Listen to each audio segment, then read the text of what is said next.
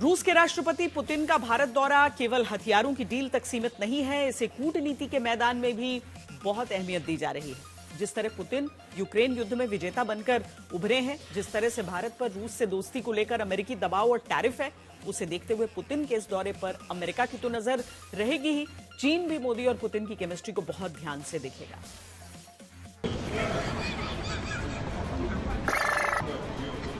चीन में हुए एससीओ समिट में प्रधानमंत्री नरेंद्र मोदी की हंसी ने हजारों किलोमीटर दूर अमेरिका तक में हलचल मचा दी। डोनाल्ड ट्रंप को अमेरिका में भारत जैसे देश को अपमानित करने का आरोप लगा और ट्रंप को दबाव में आकर भारत से दोस्ती और करीबी की बात कहनी पड़ी। दुनिया भर के एक्सपर्ट्स ने एससीओ समिट में प्रधानमंत्री नरेंद्र मोदी की मौजूदगी को भारत का अमेरिका को साफ साफ संदेश माना कि अगर पाकिस्तान को जरूरत से ज्यादा शह दी और कूटनीतिक मर्यादाएं तोड़ी तो भारत के पास भी विकल्पों की कमी नहीं है।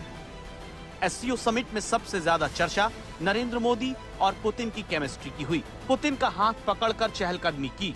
जिस तरह पुतिन ने पाकिस्तान के प्रधानमंत्री शहबाज शरीफ की अनदेखी की, जिस तरह पुतिन ने प्रधानमंत्री मोदी का कई मिनट तक इंतजार करके उनके साथ अपनी निजी गाड़ी में सफर किया, हर तस्वीर ने अमेरिका के साथ चीन को भी साफ संदेश दिया।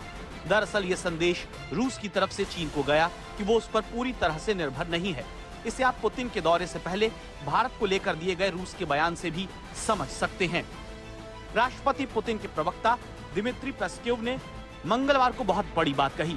कहा कि चीन के साथ रूस का संबंध सीमाओं से परे है और भारत के मामले में भी रूस का यही रुख है।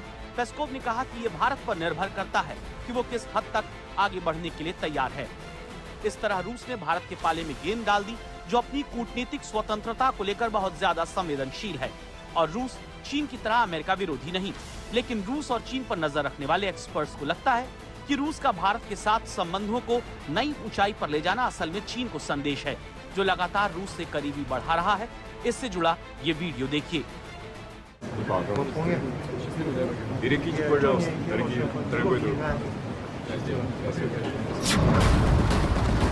तो 1.25 साल पहले 2 दिनों की मॉस्को यात्रा पर गए जिनपिंग ने ये बात पुतिन से कही, बदलती दुनिया का हवाला दिया, दोनों देशों के रिश्तों को नए युग में ले जाने का संकल्प दोहराया।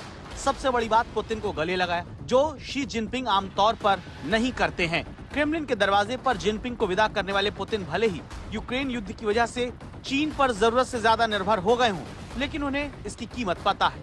इसीलिए वो चाहते हैं कि रूस चीन को भारत से संतुलित करे। इसीलिए अमेरिका से भारत की करीबी के बावजूद वो दिल्ली को रणनीतिक रूप से अपने करीब रखना चाहते हैं। इसीलिए भारत पर ट्रंप के हमलों का बचाव करने के लिए उनका खड़ा होना इत्तेफाक नहीं है।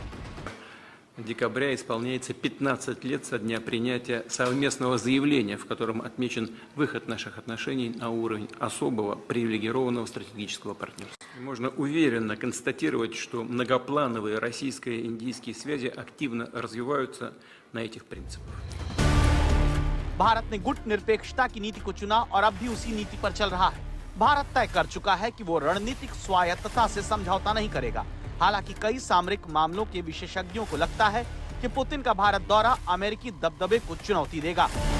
रक्षा एक्सपर्ट ब्रह्मचलानी ने सोशल मीडिया पर लिखा कि प्रतिस्पर्धी गुटों में बंटती दुनिया में 4-5 दिसंबर को पुतिन की नई दिल्ली यात्रा कोई सामान्य राजनयिक पड़ाव नहीं, ये एक शक्तिशाली जियोपॉलिटिकल संकेत है। ये यात्रा महत्वपूर्ण समझौतों को जन्म दे सकती है, जिनमें नए पेमेंट चैनल भी शामिल हैं। स्विफ्ट प्रणाली को दरकिनार करने और अमेरिकी डॉलर के प्रभुत्व को कम करने के लिए भी ये अहम है। भारत देख रहा है कि कैसे पश्चिमी नीतियों ने प्रतिबंधों के साथ स्विफ्ट के अलावा अन्य वित्तीय उपकरणों के हथियारीकरण ने रूस को चीन की गोद में धकेल दिया। फिर भी पुतिन की यात्रा, जो यूक्रेन युद्ध शुरू होने के बाद उनकी भारत की पहली यात्रा है, ये दिखाती है कि रूस के पास चीन से परे भी विकल्प मौजूद हैं और वो खुद को चीन का जूनियर साझेदार बनने नहीं देगा। तो पुतिन की मेजबानी करके भारत ये साफ कर रहा है कि वो पश्चिम से थोपे गए या तो हमारे साथ या हमारे खिलाफ वाली नीति को स्वीकार नहीं करता और अपनी स्वतंत्र राह चुनेगा।